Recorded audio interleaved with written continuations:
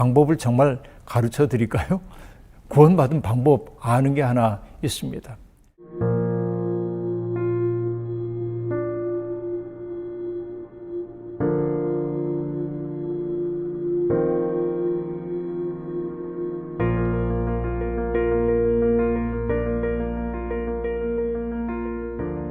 (14만 4천) 얘기하잖아요. 구원받은 사람들의 수가 14만 4천 하고 말하는데, 그 14만 4천이라고 하는 숫자는 상징적인 숫자이지 딱 그 우리가 하나 둘 세 가지고 어떤 그 자격 시험 봐가지고 커트라인이 있고 성적 순으로 하는 그런 세계가 전혀 아니거든요.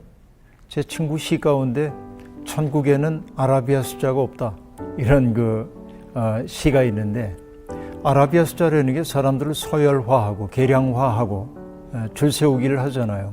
그러니까 14만 4천에 들어가기 위해서 노력해야 하고 점수를 따야 되고 시험 봐야 되고 이런 거라고 한다면 이거 기독교하고 전혀 관계없는 거라고 볼 수 있습니다.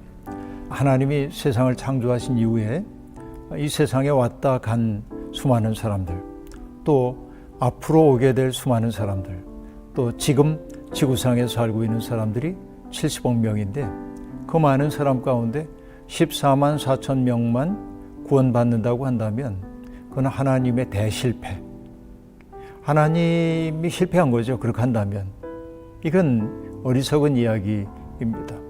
사실 요한계시록이 14만 4천을 얘기했던 까닭은 악마의 수라고 흔히 얘기하는 사탄의 수라고 하는 666이라고 하는, 그건 뭐냐, 로마 지배에 순응하고 있는 사람들을 상징하는 것이거든요. 그것이 로마 황제를 뜻하기도 하고, 그러니까 거기에 굴복하지 않고 하나님의 꿈에 붙들려 살아가는 사람들을 상징하는 수가 14만 4천입니다.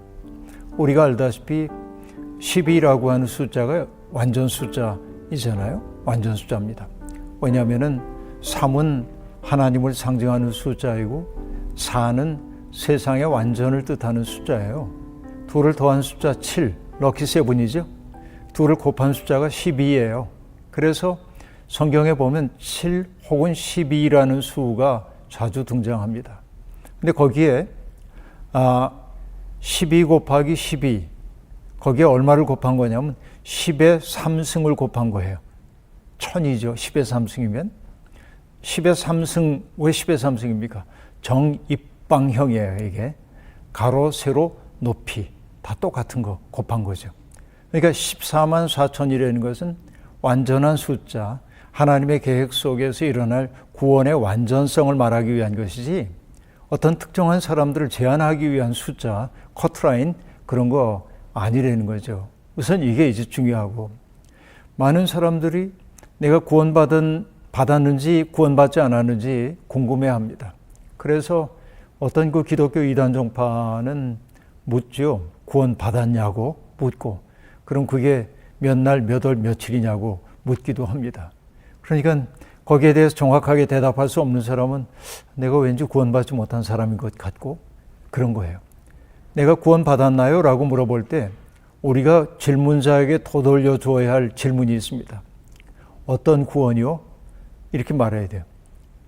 아니, 구원이면 다 구원이지 뭐 어떤 구원이 있어요? 그렇게 말할지 몰라요. 근데 성경은 구원이라고 하는 말을 굉장히 다양한 의미로 사용합니다. 예를 들면 어떤 사람이 병들었다가 치유를 받았을 때 그걸 구원이라고 얘기를 하기도 합니다. 그리고 내 마음이 산산조각 나가지고 분열되어 있었는데 내 마음이 하나님의 은혜 안에 녹아서 하나로 통전성을 회복한 것도 구원이라고 얘기를 합니다. 내 마음이 더러움에 빠져 있다가 깨끗한 삶을 지향하게 되는 것도 구원이라고 얘기합니다. 총체적인 구원은 결국은 하나님의 큰 생명 속에 내가 속하여 있음을 나타내는 것이 구원받음이겠죠. 내가 구원받았는지를 정말 알고 싶어요 라고 지금 얘기를 하고 있는데요. 방법을 정말 가르쳐 드릴까요? 구원받은 방법 아는 게 하나 있습니다. 얘기를 하나 해야 할 것 같은데 18세기의 독일의 작가이며 사상가였던 고트홀트 레싱이라고 하는 분이 썼던 희곡 가운데 현자 나탄이라고 하는 희곡이 있습니다. 제가 얘기 다 할 수는 없고요. 거기에서 나오는 반지 이야기가 있어요. 어떤 사람이 반지 하나를 손에 입수했습니다. 영롱하게 아름다운 반지였어요. 그런데 그 반지를 낀 사람은 하나님과 사람들에게 사랑을 받는다는 이야기가 전해 내려와요.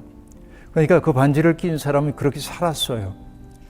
그런데 그 반지가 자식들에게 전해져 가는데 맏아들에게 주는 게 아니고 아들 가운데 가장 그 반지에 합당한 삶을 사는 사람에게 넘어가요. 그 반지가. 어느 날 아버지가 세상을 떠나기 전에 세 아들이 있는데 누구에게 반지를 줘야 될까 고민을 했어요. 세 아들이 다 훌륭해요.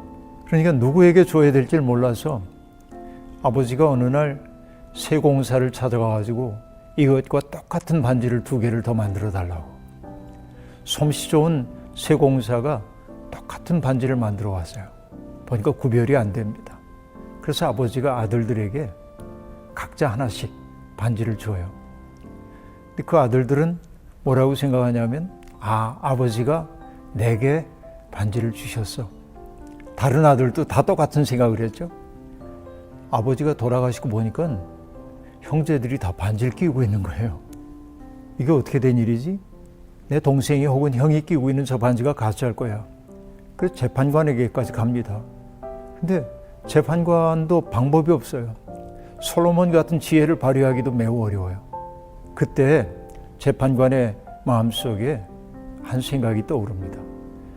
이 반지를 소유한 사람은 하나님의 사랑을 받고 사람들에게 사랑을 받는다고 했지. 그러니까 누가 반지의 진짜 주인인지는 이들의 삶을 보면 알 수 있겠다. 그렇게 말합니다. 그래서 너희들이 진짜 반지를 받았다고 생각하고 그 반지를 현실화시키기 위해서 노력을 해봐라. 그러면은 누가 진짜인지를 알 거다라고 말합니다. 레싱의 이야기가 난 매우 중요하다고 봅니다. 저희가 구원받았다고 말하면서도 욕심사납고 구원받았다고 말하면서도 배타적이고 그리고 사람들에게 상처를 주고 이런 이들이 너무 많아요. 세상에. 그러나 그 사람이 구원받았다는 것은 일그러진 생명을 온전하게 하고 그리고 깨졌던 그 마음들을 사랑으로 녹여서 하나 되게 하고 그렇죠? 더러웠던 삶을 사는 사람이 순수한 삶을 살게 되는 거라고 한다면 내 삶의 지향이 그렇게 바뀌었다면 내가 구원받은 사람이구나 확신해도 괜찮아요. 그런데 확신이 없거든. 그렇게 살면 돼. 그게 구원받은 삶이에요. 그러니까 어떤 사람이 와서 넌 구원받지 못한 거야 라고 말할 수 없어요. 내가 삶을 통해 내가 하나님께 속한 사람, 구원받은 사람임을 입증해 보이는 수밖에 없습니다.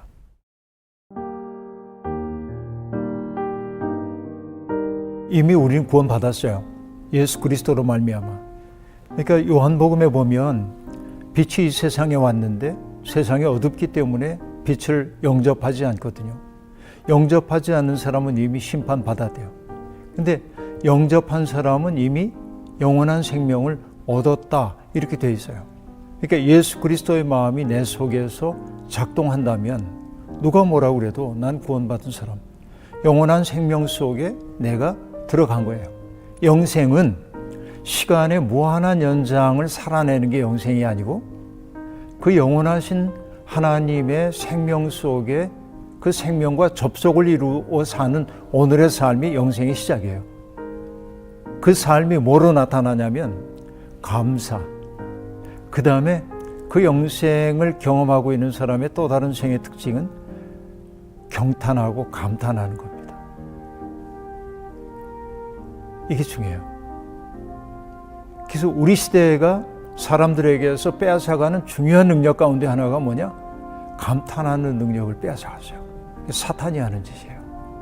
왜냐하면 우리를 끝없이 경쟁 속에 몰아넣고 그래서 내 옆에 있는 사람들을 경쟁자로 인식하도록 만들고 이게 우리를 불행하게 만들어요.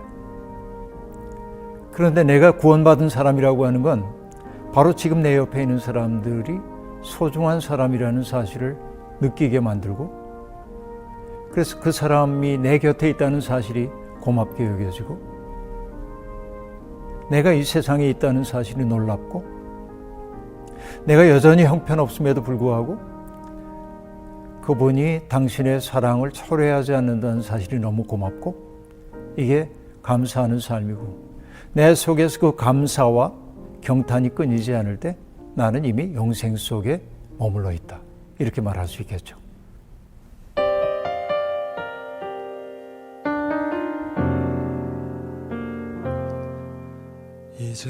아드님은 전신마비가 되었습니다. 평생 걷지도 못할 것이고, 그때 그런 말씀을 들으시는 걸 어머니가 촬영하고 계셨어요. 우리 아들은 나중에 반드시 좋아질 것이기 때문에 이걸 촬영해놓고 나중에 간증할 때 써야 된다고. 근데 예전에는 하나님, 저 제발 예전에 저로 돌아가게 해주세요, 이렇게 해주세요가 기도 제목이었는데, 이제는 솔직히 저 안 일어나도 상관없어요. 저는 너무 건강했던 사람이었기 때문에 제 일상에 대해서 감사한 게 하나도 없었어요. 걷고, 내가 스스로 소대면 보고, 내가 내 손으로 밥 먹고, 거기에 대해서 저는 감사하게 느껴본 적 한 번도 없었거든요. 그 전신마비가 되면요, 장기도 마비가 옵니다. 그래서 소대변을 스스로 볼 수 있는 게 없게 돼요.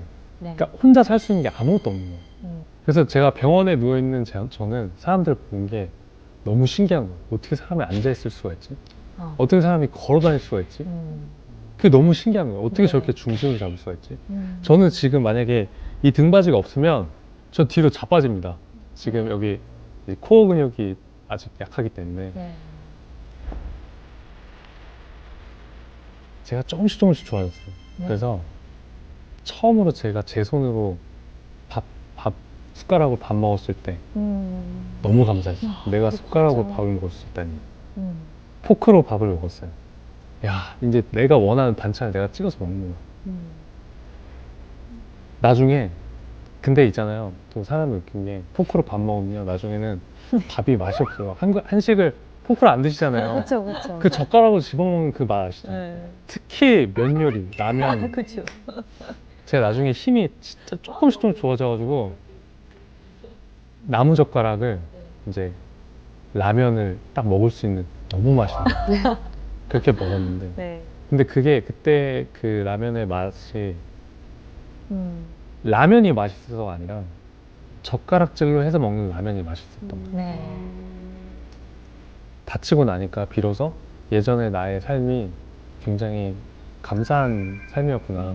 그래서 그것을, 저는 크리스찬이었기 때문에 기적이란 단어는 사실 성경에서 항상 막 눈먼 자가 눈을 뜨고 안진뱅이가 일어나고, 사실 초현실적인 것을 네. 기적이라고 생각을 하며 네. 살잖아요. 근데 그때 안 거예요. 아, 우리가 살고 있는 그냥 일상적인 숨 쉬는 이 순간이 기적이구나. 그래서 아, 내 삶이 지금, 내가 비록 휠체어에 앉아있지만 내 삶도 기적이구나. 그래서 내 이름을 불러주세요. 그 따스한 음성 내 맘에 들려주세요. 내 이름을 불러주세요. 뒤돌아보면 언제나 그 자리에